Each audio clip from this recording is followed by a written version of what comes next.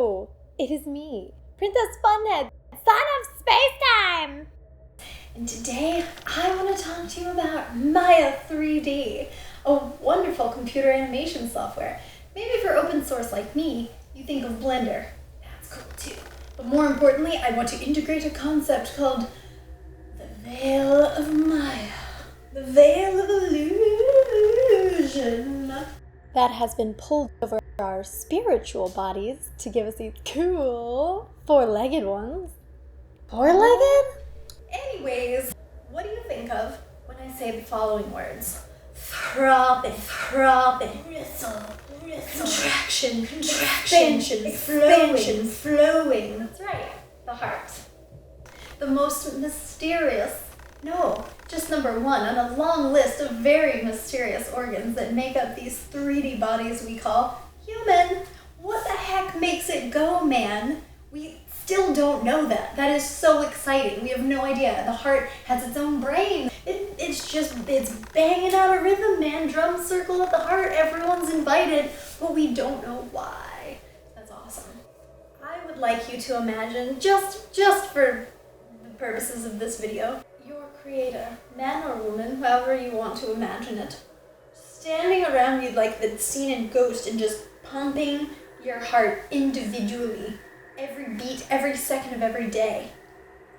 That's how close I think your creator programmer is. Why? Well, because we haven't really found anything out there in the world. The universe just keeps running away from us and expanding. So I think keep your enemies close, but your friends closer. And listen, I'm not just talking close. I'm talking close. Like, uncomfortably, or so comfortably that it makes you ecstatic. The closeness that inspired the Song of Songs, like that book in the Bible that no one really wants to acknowledge is this long, sexual, overt, like, dying to touch you, God, and vice versa, God dying to touch you. That's the kind of closeness I want to bring back to you and yourself. So when you first open up Maya, what do you get? A blank space. You have to start with some polygons, and then to those you have to add more polygons until you get these complex structures that you can call something. We find everywhere actually that the best option is always to divide into triangles, because any 3D surface in the universe is able to be approximated by fitting together triangles. How do we take a 3D object and represent it in the computer? Let's discuss what a 3D model actually is. A 3D model is a mathematical representation of a shape in 3D space. These are our data, and we just pile them together and make them more and more complex. In a similar way, our bodies at the very smallest end are cells, and then they grow and combine to create communities that are then organs, then get us. We're 50 trillion cells. We're just a bunch of very small data. Similarly, someone has already been kind enough to define for us the smallest building blocks of our space and time. Max Planck came up with a series of constants called Planck units. Yeah. Here's what they are. Here's what they represent in this metaphor. Now enough reading the manual. Let's open up Maya. Hey! Did you know that you were fearfully and wonderfully made? Okay, you've probably figured out this is not a tutorial for any animation software, but I'd like you to use these visuals to just trance out and embrace the idea that there might be a limitless creation program that's constantly running and generating your experience from the inside out on demand, and it does it out of enjoyment. Hard, that's detailed, okay? And that's just like 1/100th of the amount of work that it would take to just make the outside of these 3D bodies. Now imagine playing Dungeons and Dragons, which I hope you've really done before. You get out your pad, your notepad, and you get out your character attribute sheet, and you're just getting so stoked. You're like imagining this person in your mind, and you're sketching them, and you're naming them, and what do they like, and man, you just really invest some time in that character, and then when you start to play it, you start to become your own character. Animating the beast, I became the beast. I remember going home at night and my jaw just hurting because beast all day, he's talking like this and my back is all bent over and my neck was sore, and because I'm being him. You've done it, okay? You've delved into the second dimension in that act. Now just imagine a higher dimensional being doing the same. You are the source. You're all alone. You've decided you want to step down into 3 or 4D territory. So, you do. You step through from the 8th, 9th, or 10th dimension. This veil of Maya, what is figuratively covering reality from you, but is metaphorically a computer program where you generate game-like characters. You step through and you get all trapped in the veil, in the net, in the, my God, who am I? And you forget that you were God. You forget that you're the source of all the characters, so you're just having a good time. That's great. There's an actual quote by some Hindu guy.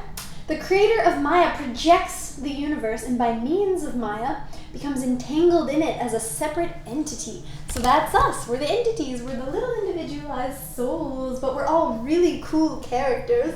And what a great character it is. Good job. But stepping through the veil like we've talked about means overcoming a gap between what I'm essentially calling a hyperdimensional user interface and actual three-dimensional gameplay. So if you cross that gap and, as the Hindus have described, forget yourself, then how would you be operating Maya and personifying your character simultaneously? It would require that this interface translated the code into experiential feedback for you, the user. In my model, thoughts are our programmable code, while our feelings are the feedback. This model is also found in self-help and coaching, usually stated as change your thoughts, change your life. More on that later. For now, let's look at how we could possibly forget ourselves. What we're really doing, of course, is some weird pan-dimensional trickery, because of course when we're working in 3D we add a fourth dimension onto the vectors and a fourth row and column onto the matrices,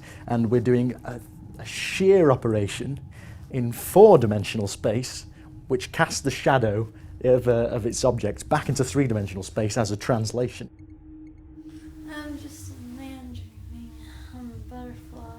In the experience of copulation in a wet dream, both sexual partners are unreal as they are but dream bodies, and the sexual union itself is illusory. However, the emission of the generative fluid onto your garment is real.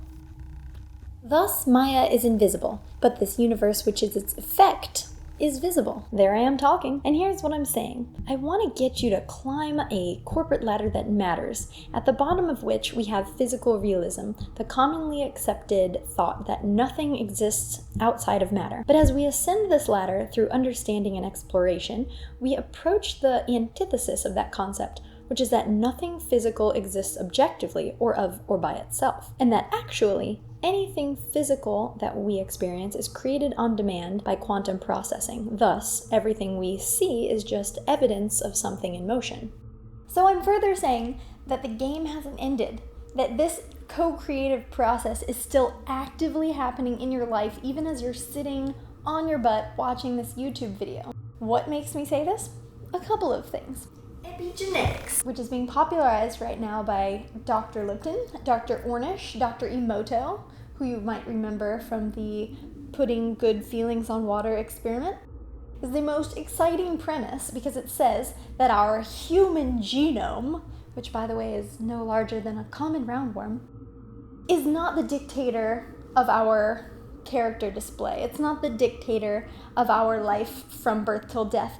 It's a reservoir of information, something that we pull from, but as we interact with the environment, as we make choices and changes, and as we repeat or change patterns, literally the readout of our genetic information is changed. We weren't wound up characters like the wind-up clock universe sent into battle and forgotten about. Oh no. We are captain like a Gundam or a Ava unit. The creator is still in here.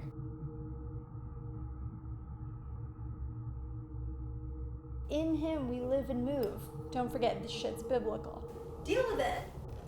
This can all be just polygons and data if you want it to be. We found that as far as you look with our microscopes, it'll just keep breaking down further and further. And as far as we grasp, it'll just keep rushing away from us in an ever-expanding phenomenon. It's all just data, and it's all just polygons if you want it to be, if that's your experience of it. There's a great quote: whether you think you can or you think you can't, you're right. Or more accurately, you will continue to bump into sensual data that has an affect on your body somehow, and you will have an emotional and mental reaction to it that you get to choose. So whether this game is a dream or a nightmare, you're right, because that's how you're going to experience it. The same thing goes for God, or what I call the source. Your mind makes it real. This next part is not science either. Emotions are the missing link. Just as the computer programmer learns a native language to build code, comes back to the marketplace and realizes that once again he has to engage with the human drama in order to translate that human drama, whether it be e-commerce store for something that will make our lives better, or a video game that perfectly captures his wistful, one-sided love affair, and translate that back into a computer interface using that language, you never escape from the net of human emotion. An emotional connection to a game is what separates classics like Final Fantasy VII with Candy Crush. Or if someone really loved Candy Crush, we would probably say that they have some sort of a fetish. Emotions tie you into the game. They complete the circuit between the character and the plot, and they fully engage you in playing it to the end. So while there is no determinism and the plot in-game is not strictly linear, there is only one true ending, and that is reunion with the source. Ultimate love, bro. That's why you'll find in your own life, at least in my life, and in your friends' lives, you'll see people repeating these cyclical or sort of repetitive plot lines of chasing a perfect love in the game, whether it's a really sweet car, a really sweet job, that boy that they first met and fell in love with, any of that, or even a dead lover, the perfect, most clear metaphor. God, do you love us? I'll be coming home, wait for me. And so we come full circle. Oops, I drew a heart. Full circle back to the heart. Why do I keep bringing it up? The heart has classically always been referred to as the seat of our emotions or our connection to each other and to the beyond. New research suggests that our energetic or spiritual heart is an access point for our natural inner technology.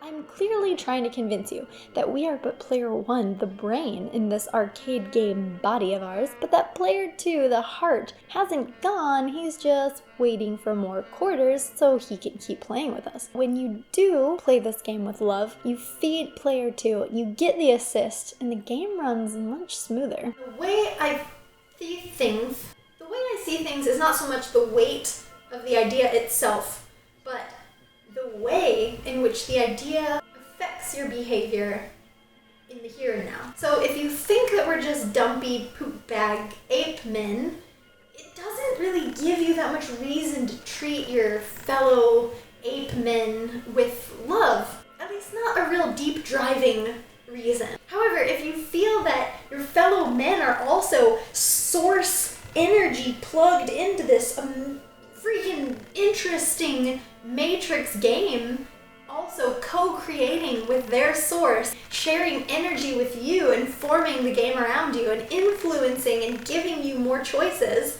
it does make you want to reach out and say, hey man, what level are you on? What's your secret? How do I get through that dungeon of working a corporate job. Do you like dogs? It makes you want to interact. It makes you want to be pals. It makes you want to look for allies. You have to embrace your character. Start where you are and just start playing, man. Like every event, chance, encounter counts. Please help me win the game.